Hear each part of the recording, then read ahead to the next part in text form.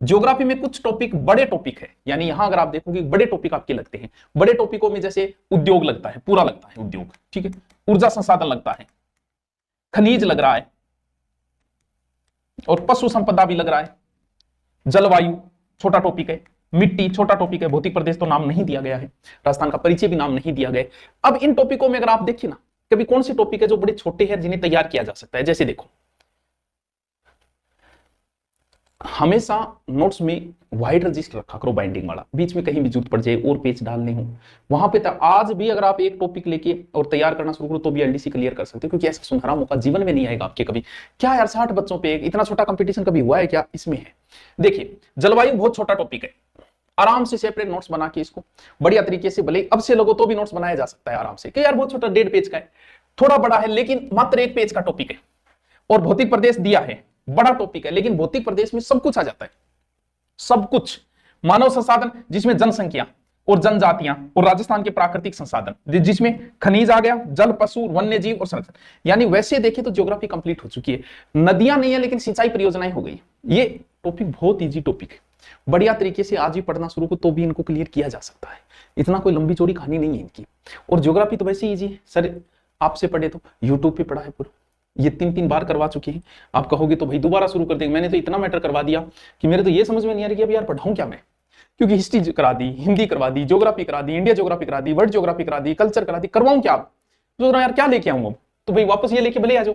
अब देखो इसमें ये बहुत इंटरेस्टिंग, आराम से एक एक दो फसलें रोज पढ़नी होती है, फसलें टॉपिक है, ठीक है। उद्योग मात्र राजस्थान के 3-4 ही तो उद्योग है, सूती है, चीनी है, थोड़ा बहुत कांच उद्योग, 3-4 ही तो नाम है, बहुत छोटा टॉपिक है, बड़ा नहीं है। ये थोड़ा सा बड़ा टॉपिक आ जाता है, सिंचाई परियोजना, नदियां नहीं और मरुभूमि विकास, इसमें कोई लंबी चौड़ी है नहीं। ज्योग्राफी के ये 5 या 7 टॉपिक महत्वपूर्ण लग रहे हैं। भौतिक प्रदेश आपको आता है लेकिन बाकी रटने वाले टॉपिक है। एग्रीकल्चर आपको रटना है, ऊर्जा संसाधन आपको रटना है, खनिज आपको रटना है, उद्योग धंधे आपको रटने हैं। आज भी अगर आप शुरू करो तो इन टॉपिक को बहुत आसानी से तैयार किया जा सकता है। अब देखो इतिहास, इतिहास और कल्चर बहुत बहुत सीमित तरीके से, लेकिन उस बंदे ने लिख दिया कि मध्यकालीन इतिहास, इसमें तो पूरा राजवंश ही आ गया, और दोबारा एक जगह फिर लिख देता है कि महत्वपूर्ण योद्धा, अब योद्धा में भी सारे राजवंश आ गए एक प्रकार से। तो इतिहास में पूरा राजवंश है, थोड़ा बड़ा है, लेकिन आगे देखो स्वतंत्रता आंदोलन ओनली फॉर 1857 की क्रांति, कुछ नहीं, और राजनीतिक चेतना यानी लगभग प्रजामंडल वगैरह वो पढ़ने, कुछ संगठन बने वो पढ़ने। ये टॉपिक बहुत छोटा टॉपिक है, इस टॉपिक से नंबर नहीं कटने चाहिए। बाद में देखो भाषा टॉपिक कुछ नहीं है, भाषा टॉपिक से छोटा टॉपिक कोई है ही नहीं, और हर एग्जाम में एक प्रश्न आता है, तो क्या यार मेवाड़ी डुडाड़ी ढांगड़ी क्या है, डिंगल है, पिंगल है, साहित्य 1-1.5 पेज का है, उसे अलग से नोट्स बनाओ बढ़िया थे। जो 1-1.5-2 पेज के चैप्टर है ना उनको अलग से बनाओ, और जैसे आधे घंटा मिले उनको पढ़ दो। बड़े राजवंश से ठीक है, मान ले भौतिक प्रदेश बड़ा टॉपिक है, सिंचाई बड़ा है, उनको बाद, लेकिन जो 1-1-1.5 पेज के उनमें तो नंबर नहीं कटने चाहिए अपने। जैसे लोक नृत्य, एक टॉपिक है, नृत्य कितना इजी टॉपिक है। कल्चर का दोबारा मैंने करवा दिया, किसमें? एलडीसी को लेके। संत ठीक है, थोड़ा बड़ा टॉपिक है। लोग देवी देवता यार, गोगा जी, बाबू जी, तेजा जी, रामदेव जी, कितना इजी है, बनाओ रोजाना एक। चलो आज गोगा जी का गुणगान करते हैं, आज तेजा जी का करते हैं, आज बाबू जी का करते हैं, और अपना सारा संत। योद्धा में तो पूरा इतिहास आ गया। कवि मैन कवि 8-10 कवि, उनको सूर्यवंशी मिशन है, श्यामल दास जी है, बांकी दास जी है, माधो दास ददवाड़ी, मैन कवि है, और दुर्साडा जी है। तो मैन कवियों को एक जगह लिख लो आप, 8-10 मैन, ऐसे तो कवियों का कोई अंत नहीं है, ठीक है। अब देखो ये टॉपिक देखो, त्योहार अगर आपकी याद नहीं है, मेरा एक वीडियो ट्रिक से बताया गया है, पढ़ लो। रीति रिवाज कितना इजी टॉपिक है, रीति रिवाज मेरे थोड़ा सा टफ है, मान लीजिए याद नहीं रहता। और वेशभूषा, आभूषण, आभूषण को तो इस प्रकार ट्रिक से बताया गया कि कुछ है ही नहीं। देखो कल्चर और हिस्ट्री बहुत इजी है, ये टॉपिक इनको अलग से नोट्स बनाओ। सिर्फ एलडीसी की तैयारी करो, एलडीसी लिखिए कि ये 1.5-2 पेज के पहले तो उनको सल्टाऊं मैं, उनको रोज मैं पढ़ूं, इनसे मेरा पर्सन गलती है। जो बड़े हैं 5-6 के, उन वो 3 या 4 टॉपिक है, उनको अलग से बनाओ।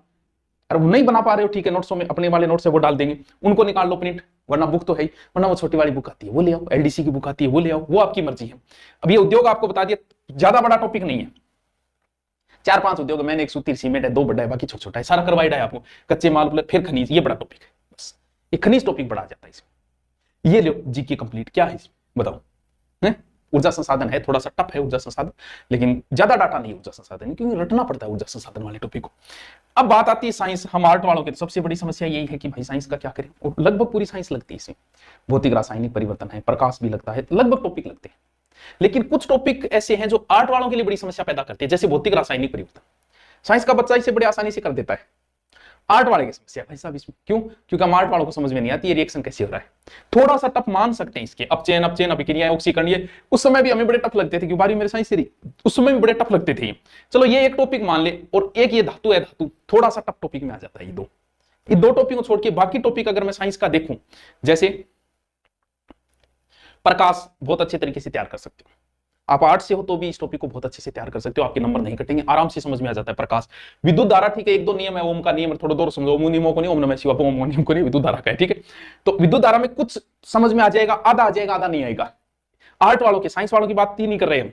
इसके अलावा देखें, जैसे ये रटना है, अंतरिक्ष और सूचना प्रौद्योगिकी, आराम से रटो आप, बहुत बढ़िया तरीके से रट सकते हो आप इस टॉपिक को, बहुत इजीली। क्यों? क्योंकि चाहे आर्ट का हो चाहे अनुवंशिकी की है, तो ये टॉपिक थोड़ा सा अगर डीप में जाए तो थोड़ा सा आर्ट वाले के लिए समस्या पैदा करता है, बाकी साइंस वाले के लिए नहीं आएंगे। इसके लिए कोई यूट्यूब पे देख लो, ऑनलाइन कोर्स में देख लो, करवा देंगे, करवाया हुआ मिलेगा आपको। पर्यावरण अध्ययन कोई समस्या नहीं है। इसके अलावा जैसे अनुवंशिकी वगैरह लगता है, जैसे ये जैव पादप थोड़ा सा टफ है, मैं भी मानता हूं। अब देखो, मानव रोग इजी है, आप कर दोगे। मैथ जो है कोई ज्यादा टफ नहीं, आप सीईटी पास करिए, मैं मानता हूं मैथ को आप कवर कर लोगे। मैथ में आपका अभ्यास डिपेंड है। हम आते हैं हिंदी और इंग्लिश की चर्चा के ऊपर, ठीक है। देखो टाबरो, हिंदी बिया तो बहुत बड़ा है, लेकिन कुछ टॉपिक बहुत छोटा है, जैसे क्रिया टॉपिक बहुत छोटा सा है, लेकिन एक लाइन में लिखा गया। वाक्यांश के लिए एक शब्द, लोकोक्ति, मुहावरे, फोकट के नंबर होते हैं ये, लोकोक्ति, वाच्य, कर्त, कर्म, सिर्फ समझना है। यानी ये 3-4 टॉपिक तो ऐसे हैं जो बहुत इजी है, और इस हिंदी के सारे टॉपिक टाबरों में करवा रखे हैं, यूट्यूब पर भी करा रखे थे, एक बार देख लो। थे जिंदगी में हिंदी में क्या मैं फेल कोई, भले ही तो आप ऑनलाइन कोर्स में दूरिना पे जाके देखो, पूरा हिंदी का मेरा कोर्स है, क्लास में करवाया हूं, मस्ती से करवाया, एक एक टॉपिक। वो भले आप ऐसा ही का देना, चाहे एलडीसी का, आपकी हिंदी की टेंशन खत्म है। चाहे वो वाक्यांश के लिए एक शब्द हो, चाहे शब्द शुद्धि हो, चाहे प्रायवाची हो, चाहे लोकोक्ति हो, चाहे पारिभाषिक शब्दावली हो, हर एक टॉपिक करवाया मैंने।